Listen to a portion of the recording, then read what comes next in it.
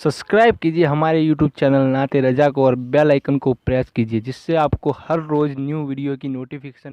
Subscribe. एक अंग्रेज दिल्ली की जामा मस्जिद देखने के लिए आया तो देखा कि एक बंदा जिसके पैर भी कटे हुए हाथ भी कटे हुए वो भीख मांग रहा है मस्जिद के दरवाजे पे बैठकर।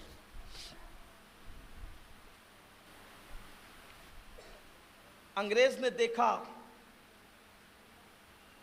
तो अपना पॉकेट निकाला और पॉकेट निकाल करके उस हाथ कटे हुए भिखारी को, वो मुसलमान था, उसको भीख दिया। और जब भीख दिया तो भीख दे करके चला गया। वो अपना पॉकेट जेब में रखने की बजाय वो जेब में रखा उसने, लेकिन हाथ की हरकत कुछ अलहदा सी हो गई और अंदाज़ा उसका नाकाम हो गया, फेल हो गया। तो जेब में पॉकेट जाने की बजाय वो ज़मीन पे गिर गया। वो चला गया। उस फकीर की नज़र, जो भिखारी था, उसकी नज़र उस पॉकेट पर पड़ी तो उसने आवाज़ दी, लेकिन उसकी आवाज़ नहीं जा सकती थी। वो चला गया था दूर, पैर भी उसके कटे हुए थे, हाथ भी कटे हुए थे। फिर उसने बढ़ करके, चूंकि करीब में वो पॉकेट पड़ा था, उठा करके रख लिया और रोजाना वो पॉकेट लेकर आता और लोगों को देखता कि वही तो नहीं, वही तो नहीं। बरसों के बाद फिर वही अंग्रेज आया तो उसने पहचान लिया उस फकीर ने। आपको इस पे हैरत नहीं होना चाहिए, इसलिए कि मैंने मुंबई में देखा है कि जो औरतें और जो मर्द मस्जिद के दरवाजे पर चप्पल संभालने के लिए बैठते हैं, अल्लाह ने उनको इतना दिमाग दिया है कि चप्पल आप उनके पास उतार दें। आप जाके इस्माइल अभी मस्जिद है, आशिक शाह बुखारी मस्जिद है, वहाँ तजुर्बा कर लें। आप उतार दें, वो आपका चेहरा देखते हैं। जब आप मस्जिद से बाहर निकलेंगे तो जो आपने चप्पल उतारी थी, सिर्फ चेहरा देखकर वो चप्पल आपके पास रखेंगे। अभी भी आप जाकर देख लें, खुदा जाने कैसा उनका दिमाग है। इतने नमाजी आते हैं और उनका हाल ये। अक्सर ऐसा हुआ कि मैं जुमा में गया, आखिरी में निकला तो वो चली गई चप्पल वाली जो संभालती थी, लेकिन मेरी चप्पल को उसने वहाँ रखा कि ये इसकी चप्पल। ये होता है, आप जाके तजुर्बा करेंगे। इसलिए कि कोई ज़रूरी नहीं होता है कि अल्लाह जिसको दौलत दे उसको दिमाग भी दे, और जिसको गुर्बत दे उससे दिमाग भी छीन ले, ऐसा नहीं होता। कुदरत की अताएं, कुदरत की अताएं।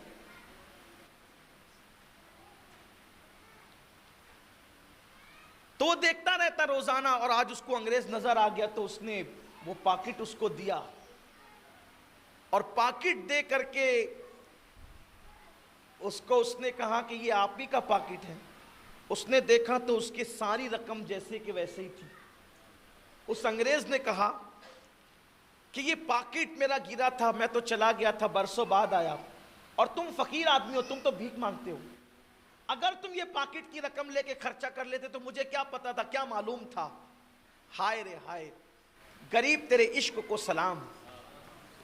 अगर ऐसी गुर्बत हो तो ऐसी गुर्बत अमीरी पर फौकियत रखती है। इसलिए कि गुर्बत जेब के खाली होने का नाम नहीं है, गुर्बत दिल के खाली होने का नाम। कुछ लोग उठ करके अगर इधर से इधर आ जाएं तो वो लोग जो बाद में आ रहे हैं उनके लिए जरा अच्छा हो जाए। आप इधर आ जाएं, जल्दी से आ जाएं, 1 सेकंड के अंदर तो अच्छा हो जाए। दुरूद शरीफ पढ़ते हुए आ जाएं। आप भी बैठ जाओ, बैठ जाओ बाबू, हे बाबू, आप भी बैठ जाओ, बैठ जाओ। अभी किसी को कुछ मत बोलो, दुरूद शरीफ पढ़ो।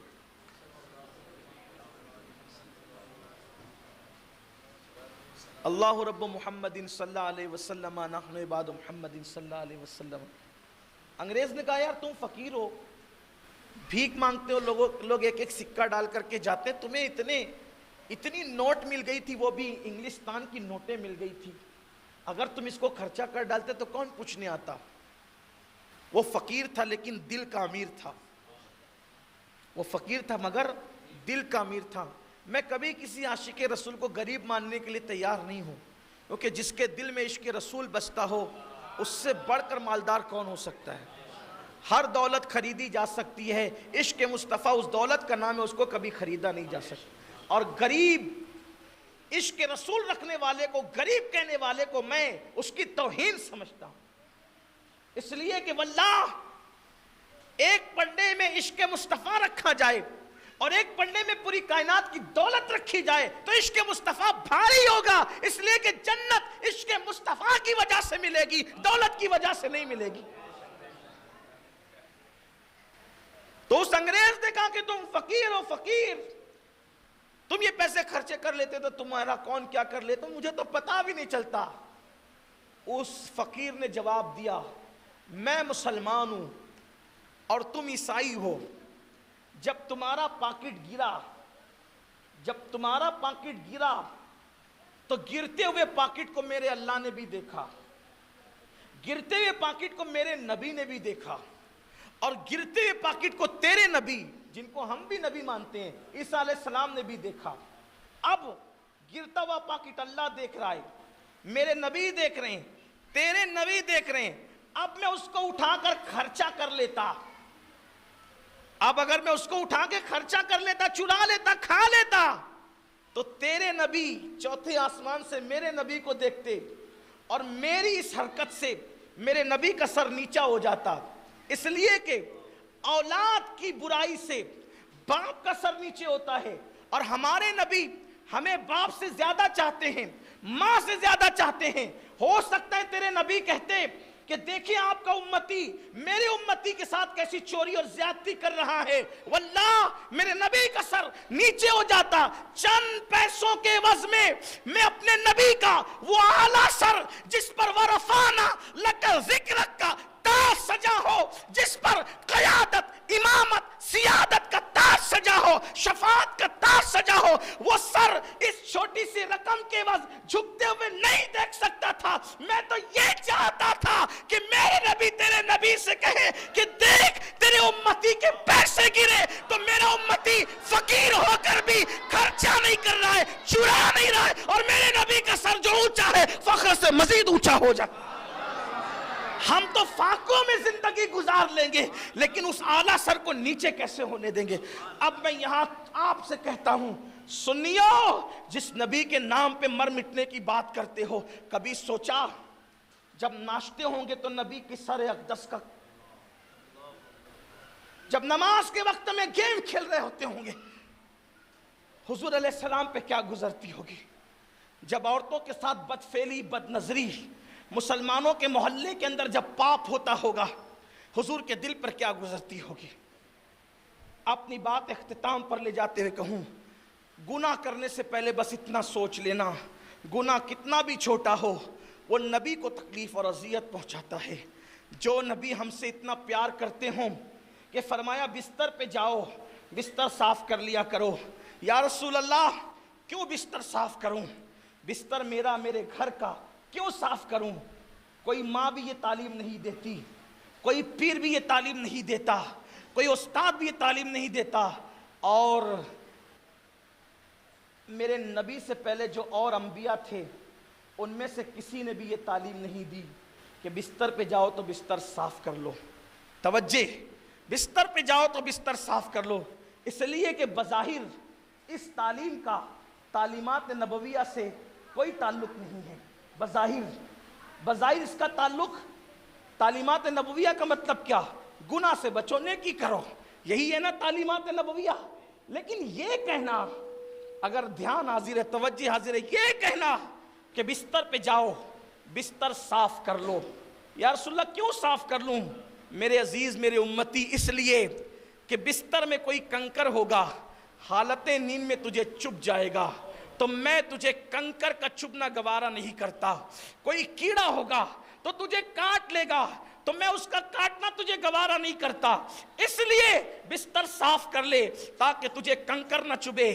کتنی یہ امت جفاکار ہو گئی، یہ امت کتنی بے وفا ہو گئی، جس نبی نے اپنے بستر کا کنکر چبھنا ہمیں گوارا نہیں کیا، آج ہم اپنے گناہوں سے اس نبی کے دل کو چھلنی چھلنی کر رہے ہیں، اس نبی کا دل دکھا رہے ہیں۔ مجھے یاد آتا ہے، اللہ اکبر، جب میں سوچتا ہوں کہ میرا نبی کتنا مشفق، کتنا مہربان، ماؤں سے زیادہ پیار کرنے والا، جو میرے بستر کا کنکر مجھے چپتا ہوا دیکھ نہیں سکتا، وہ میرے قبر کے بچھو مجھے ڈنک مارے، یہ کیسے وہ گوارا کر سکتے ہیں؟ یا قبر کی مٹی مجھے چبھے، وہ کیسے گوارا کر سکتے ہیں؟ لیکن بات اتنی ہے، اگر یہاں ہم ان کے دل کا خیال کریں تو انشاءاللہ قبر میں وہ ہمارا خیال ضرور فرمائیں گے، لیکن یہاں اگر ہم ان کا دل ہی دکھاتے رہیں، ان کے دل کو چھلنی چھلنی کرتے رہیں، اذیت پہنچاتے رہیں، سوچو تو صحیح، اس کا مال لے کر کھا جائیں، بیوی پہ ظلم کریں،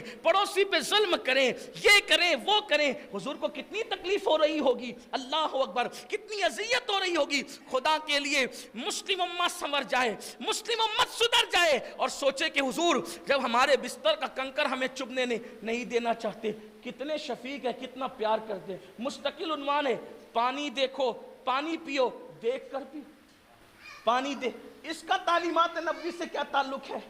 پانی دیکھ کر پیو۔ حضور تیرے حلق کے اندر، توجہ فرمائیں، حضور تیرے حلق کے اندر کچرا نہیں جانے دینا چاہتے، کچرا جائے گا تو تیرے جسم کو، جو نبی تیرے حلق میں کچرا نہیں جانے دینا چاہتے، تو اپنے حلق کے نیچے سود کے لقمے اتار رہا ہے، حرام لقمے اتار رہا ہے، سوچے تو صحیح نظر آپ، چوری کے لقمے اتار رہے، جھوٹ بول کے کما کر کے حرام کے لقمے اتار رہے۔ نبی نے کہا تیرے ساتھ شفقت کی کہ کچرا بھی تیرے حلق میں نہ جائے، فرمایا اندھیرے میں مت کھانا، اندھیرے میں کھانا مت کھانا۔ کیوں؟ اندھیرے میں کھائے گا ہو سکتا ہے کنکر آ جائے، ہو سکتا ہے کوئی ایسی چیز آ جائے کیڑا وغیرہ دیکھ نہ سکے، اندھیرے میں کھانے سے منع کر دیا۔ سوتے وقت ہاتھ دھو کر سو، جھوٹے ہاتھ نہیں سونا، جھوٹے ہاتھ نہیں سونا، ہاتھ میں کھانا پینا لگاؤ نہیں سونا۔ کیوں؟ تو سو رہا ہو، مٹھاس کی وجہ سے چوٹی کاٹنے لگے، چوہے کاٹنے لگے، حضور کو تیرا خیال کتنا ہے؟ کہا کہ ہاتھ دھویا کرو کھانے کے بعد تاکہ تمہیں جانور نہ کاٹے، تمہیں تکلیف نہ پہنچائے۔ اچھا، ہاتھ دھونے میں تیرا فائدہ ہے، اور بشارت کائے کی دی؟ فرمایا جو کھانے سے پہلے ہاتھ دھوئے اس کی تنگ دستی جاتی ہے، جو کھانے کے بعد ہاتھ دھوئے اللہ اس کے گناہوں کی مغفرت فرما دیتا۔ کتنے شفیق ہیں، کتنے مہربان ہیں۔ تو کہا البر لا یبلا وذم لا ینسا، گناہ کبھی بھلایا نہیں جا سکتا۔